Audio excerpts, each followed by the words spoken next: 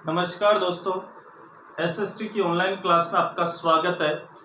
आज हम भारत में जनसंख्या का जो टॉपिक था उसको आगे बढ़ाते हुए नेक्स्ट जो पॉइंट है भारत में लिंगानुपात के संदर्भ में आज हम यहाँ पे पढ़ेंगे।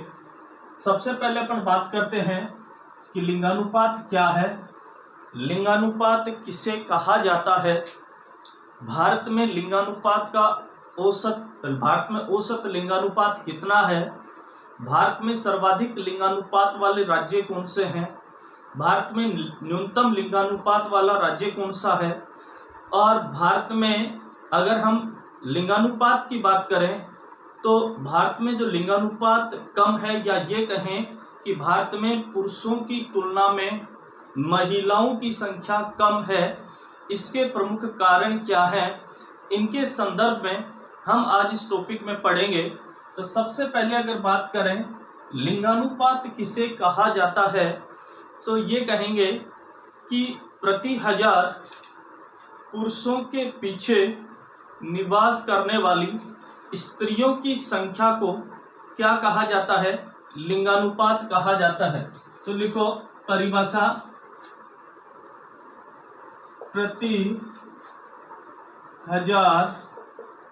प्रति हजार का मतलब हो गया 1000, प्रति हजार पुरुषों के पीछे निवास करने वाली, प्रति हजार पुरुषों के पीछे निवास करने वाली स्त्रियों की संख्या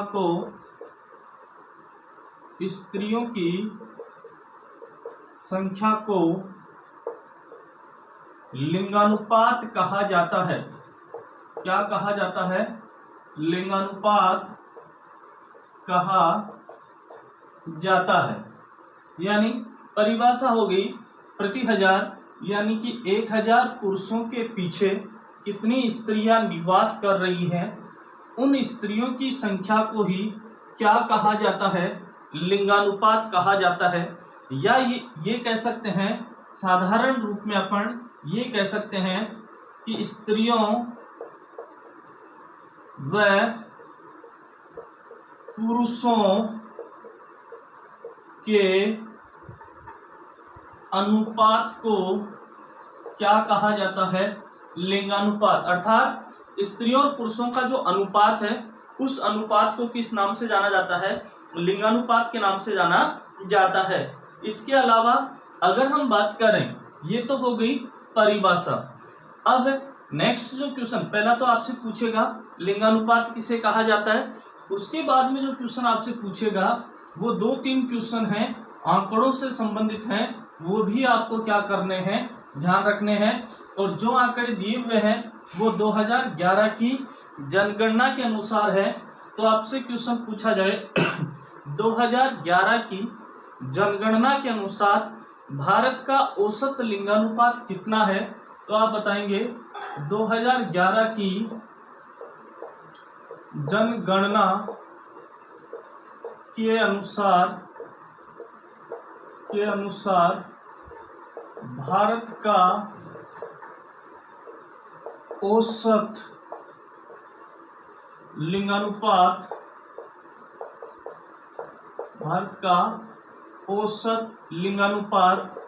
943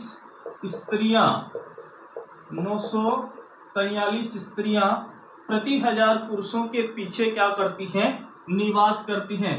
तो ये जो है भारत के संदर्भ में है कि भारत का औसत लिंगानुपात कितना है, 943 स्त्रियां प्रति हजार पुरुषों के पीछे।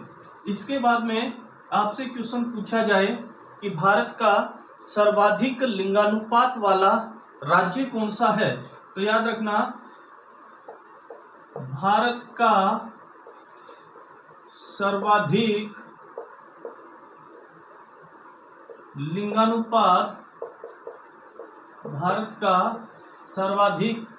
लिंगानुपात वाला राज्य आप बात करेंगे केरल, और केरल का जो लिंगानुपात है वो है 1083 स्त्रियां प्रति 1000 पुरुषों के पीछे क्या करती हैं निवास। 1084 स्त्रियां प्रति 1000 पुरुषों के पीछे क्या करती हैं निवास करती हैं। इसके बाद में आपसे क्वेश्चन पूछा जाए कि भारत का न्यूनतम लिंगानुपात वाला राज्य कौन सा है, तो आप बताएंगे भारत का न्यूनतम लिंगानुपात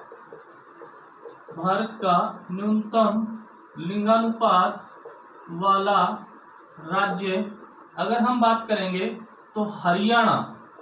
सबसे कम लिंगानुपात किस राज्य का है, हरियाणा का।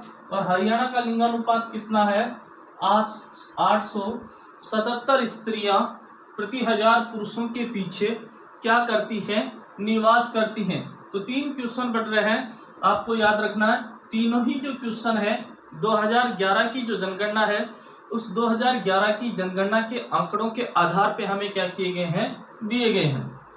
तो पहला क्वेश्चन 2011 की जनगणना के अनुसार भारत का औसत लिंगानुपात 943 स्त्रियां प्रति 1000 पुरुषों के पीछे। दूसरा, भारत का सर्वाधिक लिंगानुपात वाला राज्य केरल, और केरल का लिंगानुपात है 1084 स्त्रियां प्रति 1000 पुरुषों के पीछे। फिर नेक्स्ट क्वेश्चन है, भारत का न्यूनतम लिंगानुपात वाला राज्य हरियाणा, और हरियाणा का लिंगानुपात है 877 स्त्रियां प्रति 1000 पुरुषों के पीछे। इसके अलावा अगर हम बात करें तो एक क्वेश्चन और बनता है कि भारत में लिंगानुपात जो है प्राय स्त्रियों के पक्ष में नहीं है। एक अच्छा क्वेश्चन बनता है कि भारत में लिंगानुपात प्राय स्त्रियों के पक्ष में नहीं है, इसका प्रमुख कारण क्या है। तो आपको ध्यान रखना है, कारण बताने हैं कि किस कारण से भारत में जो लिंगानुपात है वो स्त्रियों के पक्ष में नहीं है। तो देखो एक क्वेश्चन बनता है, भारत में लिंगानुपात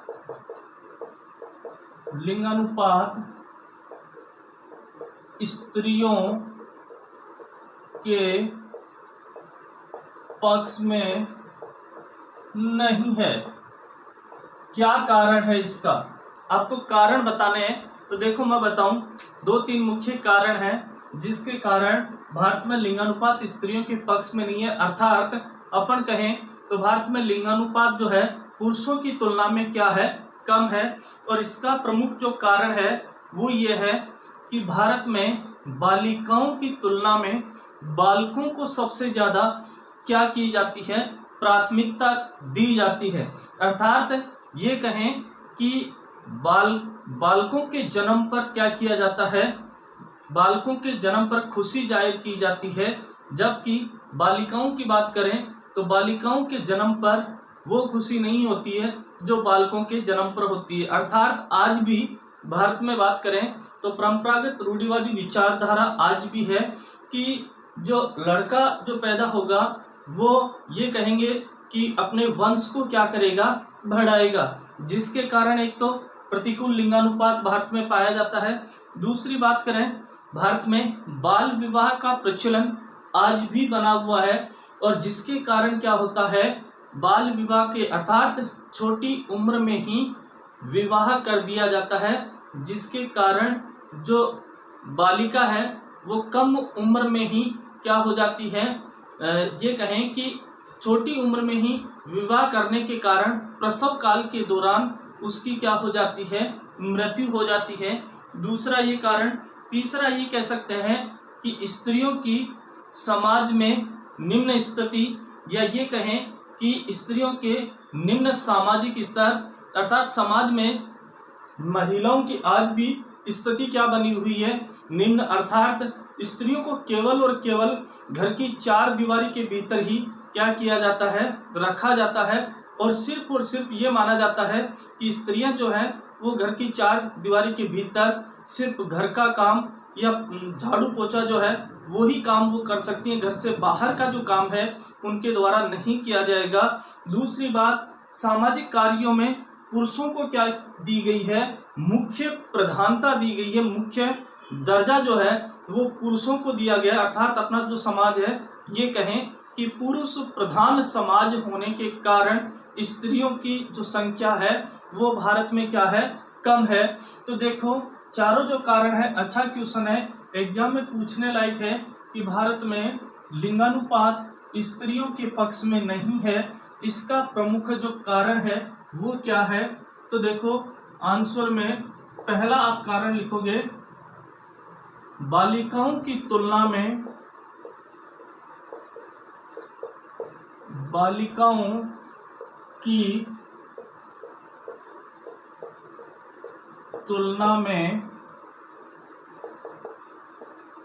बालकों को क्या करना, प्राथमिकता देना। पहला कारण तो ये। दूसरा कारण आप क्या बता सकते हैं, बाल विवाह है। दूसरा कारण आप कह सकते हैं बाल विवाह। छोटी उम्र में बालिकाओं का क्या कर दिया जाता है, विवाह कर दिया जाता है, जिसके कारण प्रसव काल के दौरान उनकी क्या हो जाती है, मृत्यु हो जाती है। तीसरा अगर हम बात करें स्त्रियों का निम्न सामाजिक स्तर, स्त्रियों का निम्न सामाजिक स्तर। तीसरी बात अर्थात समाज में महिलाओं का जो स्तर है वो निम्न श्रेणी का है, अर्थात सिर्फ महिलाओं को घर की चार दीवारी के भीतर ही क्या किया जाता है, रखा जाता है। चौथा, सामाजिक कार्यों में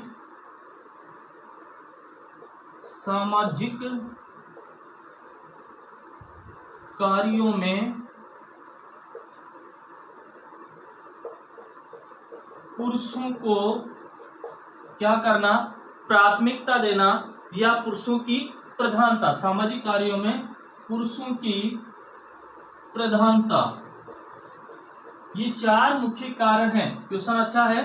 भारत में लिंगानुपात स्त्रियों के पक्ष में नहीं है, या ये कहें कि भारत में लिंगानुपात कम है, उसका प्रमुख कारण बालिकाओं की तुलना में बालकों को क्या करना, प्राथमिक देना, बाल विवाह है, स्त्रियों का निम्न सामाजिक स्तर और सामाजिक कार्यों में पुरुषों की क्या होना, प्रधानता। ये ऐसे मुख्य कारण है जो कि लिंगानुपात को प्रभावित करते हैं, या भारत में लिंगानुपात जो है वो स्त्रियों के पक्ष में नहीं है। तो ये 3-4 बातें जो हैं वो आपको लिंगानुपात से संबंधित आपको क्या करनी है, ध्यान रखनी है। लिंगानुपात की परिभाषा आपको ध्यान रखनी है, अर्थात प्रति 1000 पुरुषों के पीछे निवास करने वाली स्त्रियों की संख्या को लिंगानुपात कहा जाता है। भारत में औसत लिंगानुपात 943 है, अर्थात 943 स्त्रियां प्रति 1000 पुरुषों के पीछे निवास करती हैं। भारत में सर्वाधिक लिंगानुपात वाला राज्य केरल है, जिसका लिंगानुपात 1084 है।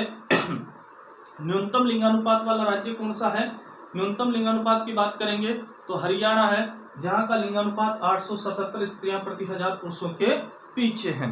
ये तो हुआ आपका लिंगानुपात। नेक्स्ट जो अपन पढ़ेंगे वो पढ़ेंगे साक्षरता।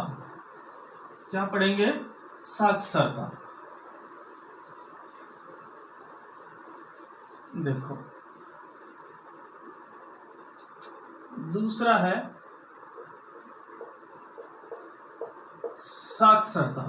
अब यहां हम भारत की साक्षरता के संदर्भ में पढ़ेंगे कि साक्षरता किसे कहा जाता है, साक्षरता क्या है, भारत की औसत साक्षरता प्रतिशत कितनी है, इनके संदर्भ में अपन यहाँ पे पढ़ेंगे। तो सबसे पहले मैं बता दूं, साक्षरता किसी जनसंख्या का एक महत्वपूर्ण क्या बताया गया है, सूचक है। अर्थात किसी भी देश की जनसंख्या का एक महत्वपूर्ण जो सूचक बताया गया है वो किसको बताया गया है, साक्षरता को बताया गया है। तथा ये कहा गया है कि एक शिक्षित और जो जागरूक नागरिक हो वो ही बुद्धिमत्ता पूर्ण निर्णय ले सकता है। अर्थात जब तक व्यक्ति क्या नहीं होगा, साक्षर नहीं होगा, तब तक वो सही जो निर्णय है वो नहीं ले सकता। अर्थात एक शिक्षित और एक जागरूक नागरिक ही बुद्धिमत्तापूर्ण निर्णय ले सकता है तथा शोध और विकास से संबंधित जो कार्य है वो कौन कर सकता है, एक साक्षर जो नागरिक है, साक्षर जो व्यक्ति है वो ही कर सकता है। अर्थात साक्षरता स्तर में कमी आर्थिक प्रगति का एक गंभीर सूचक। साक्षरता स्तर में अगर कमी होगी तो उस देश का जो आर्थिक स्तर है वो क्या होगा, कमजोर होगा।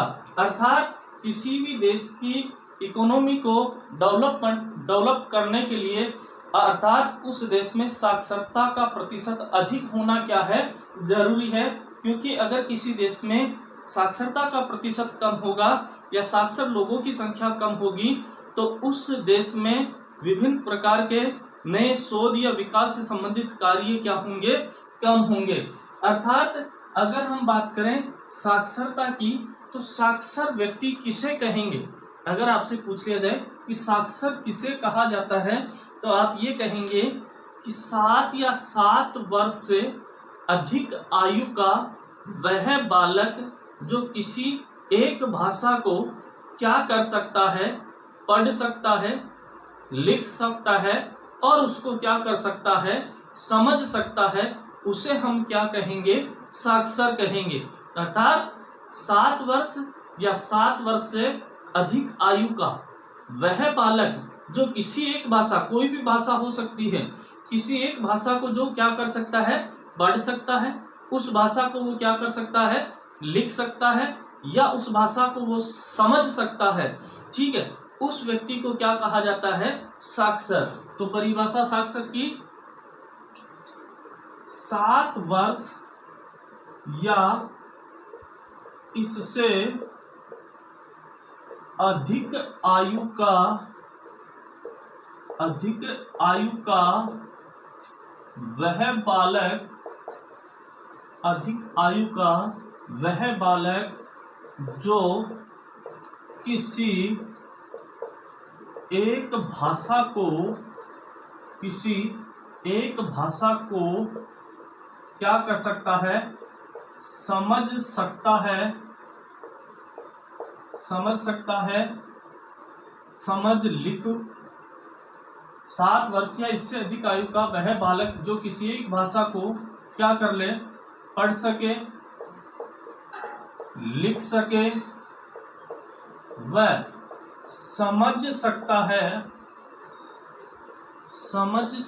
है, उसे क्या कहा जाता है, साक्षर कहा जाता है। ठीक है। इसके बाद में अगर हम बात करें तो ये कहेंगे कि 2011 की जनगणना के अनुसार भारत का औसत साक्षरता जो प्रतिशत है वो कितना है। 2011 की जनगणना के अनुसार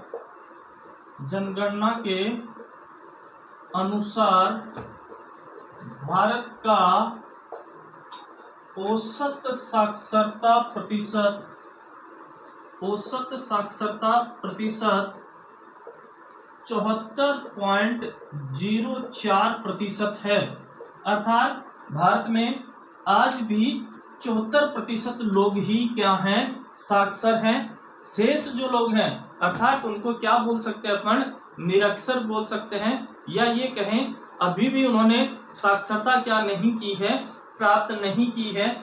अगर हम बात करें इसमें से 2011 की जो जनगणना है इसमें पुरुषों का साक्षरता प्रतिशत, पुरुषों की साक्षरता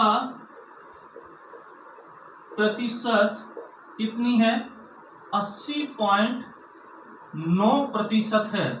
यानी भारत में 80.9 यानी लगभग आप ये कह सकते हैं कि 81% पुरुष साक्षर हैं। और महिलाओं की बात करें तो महिलाओं का साक्षरता